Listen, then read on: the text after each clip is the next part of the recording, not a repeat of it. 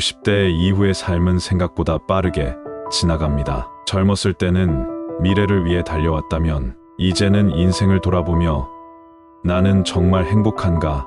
라는 질문을 하게 됩니다. 하지만 행복은 막연한 감정이 아닙니다. 특정한 습관과 태도를 통해 만들어질 수 있는 것입니다. 오늘은 50대 이후 진정한 행복을 찾기 위한 7가지 방법을 이야기해 보려 합니다. 연구와 사례, 명언을 바탕으로 실질적인 방법을 제시해 드리겠습니다. 첫 번째, 비교하지 않는 삶. 50대 이후에도 우리는 여전히 남과 자신을 비교하며 살아갑니다. 친구들은 은퇴 후 여행을 다니고 누군가는 성공적인 사업을 하고 있을지도 모릅니다. 하지만 그들과 내 삶을 비교하는 순간 우리는 우리의 삶을 불행하게 느끼게 됩니다.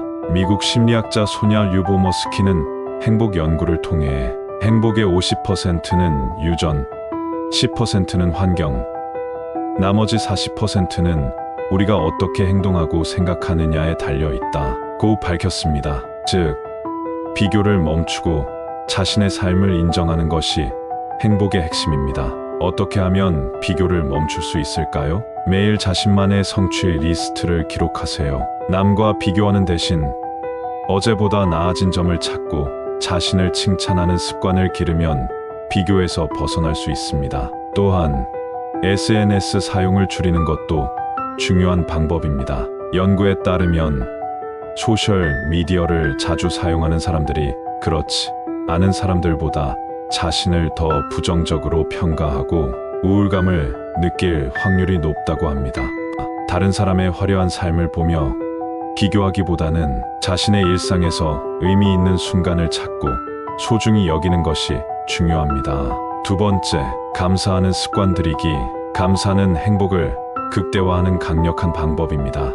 미국 캘리포니아 대학교의 연구에 따르면 매일 감사일기를 쓰는 사람들은 그렇지 않은 사람들보다 우울감이 30% 낮고 삶의 만족도가 25% 높다고 합니다. 우리는 당연하다고 생각하는 것들에 대해 감사하는 습관을 들여야 합니다. 아침에 눈을 떴을 때 가족이 곁에 있다는 것, 따뜻한 차 한 잔을 마실 수 있다는 것, 이러한 작은 감사들이 행복을 키우는 요소가 됩니다. 그럼 매일 감사일기 쓰는 방법을 소개합니다. 하나, 오늘 가장 감사한 일 3가지를 적는다. 둘, 나 자신에게 감사한 점 1가지를 추가한다. 셋, 소소한 것에도 의미를 부여하며 긍정적인 사고를 키운다. 감사를 표현하는 것은 단순한 기분 좋은 행동이 아닙니다. 연구에 따르면 감사하는 습관을 가진 사람들은 심장 질환과 면역 체계 문제의 발생률이 낮아진다고 합니다.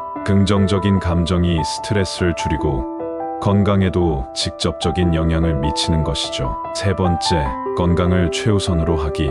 건강이 곧 행복입니다. 세계보건기구인 WHO에 따르면 50대 이후 규칙적인 운동을 하는 사람들은 그렇지 않은 사람들보다 평균 7년 더 건강하게 산다고 합니다.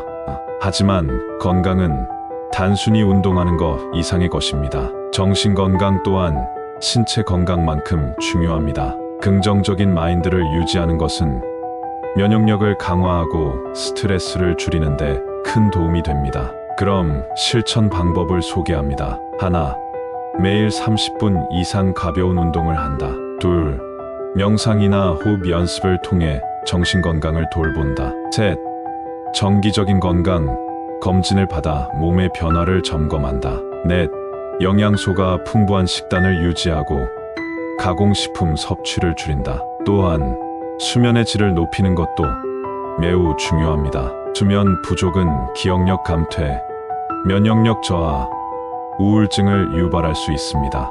매일 일정한 시간에 자고 일어나는 규칙적인 생활 습관을 기르는 것이 중요합니다. 네 번째, 의미 있는 관계 유지하기.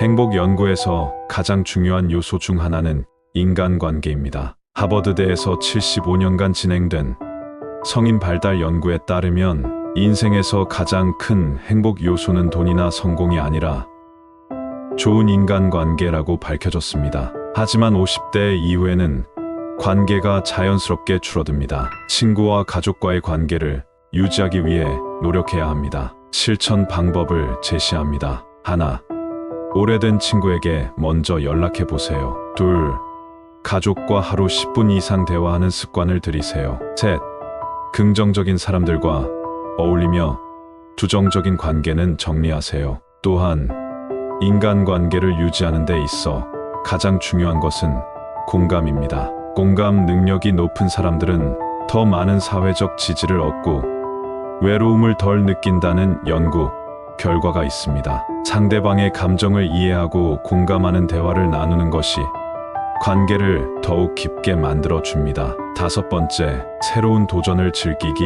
50대 이후에도 배움과 도전은 계속되어야 합니다. 새로운 것을 배우는 것은 두뇌 건강에도 좋고 삶의 활력을 불어넣습니다. 연구에 따르면 새로운 기술을 배우는 사람들은 그렇지 않은 사람들보다 인지, 기능이 더 오랫동안 유지된다고 합니다. 여러분이 도전할 수 있는 것들을 제시합니다. 하나, 새로운 취미 시작. 예를 들어서 악기 배우기, 그림 그리기, 외국어 공부가 있습니다. 둘, 여행 계획 세우기. 셋, 지역 사회 활동이나 봉사 참여. 새로운 경험은 삶의 활력을 불어넣고 행복을 지속시킵니다. 그리고 새로운 경험은 새로운 자신감을 키워줍니다. 우리 앞에는 아직도 할 수 있는 새로운 일들이 많습니다. 여섯 번째, 물질이 아닌 경험에 투자하기.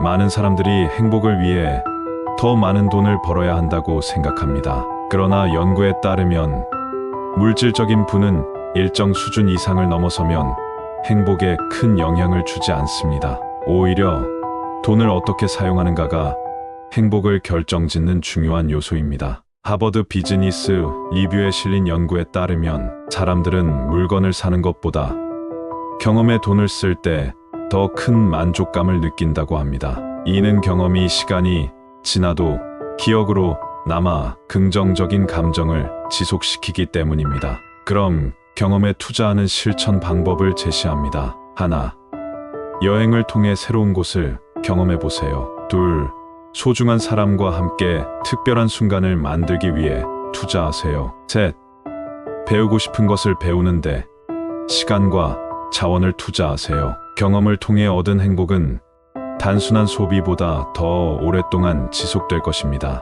더 많이 벌기 위해 필요 이상으로 노력하거나 조금이라도 더 아끼기 위해서 너무 애쓰기보다는 내가 가진 것에 감사하고 사랑하는 가족들과 새로운 경험을 하고 시간을 보내보세요. 일곱 번째, 지금 이 순간을 즐기기. 행복은 미래에 있는 것이 아닙니다. 우리는 흔히 내가 은퇴하면 행복할 거야, 아이들이 다 자라면 여유가 생길 거야 라는 생각을 합니다. 하지만 미래의 행복을 기다리는 동안 우리는 현재를 잃어버릴 수 있습니다.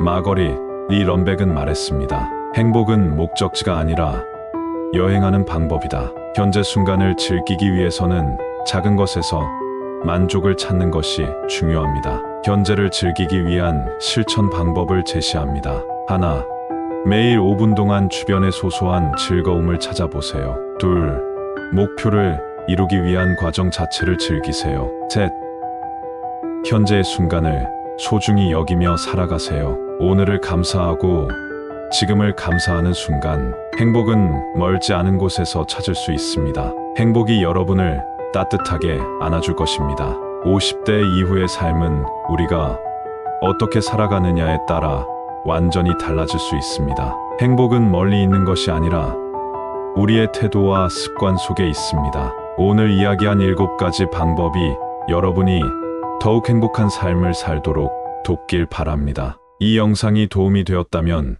좋아요와 구독 부탁드립니다. 다음에도 더 좋은 이야기로 찾아뵙겠습니다. 감사합니다.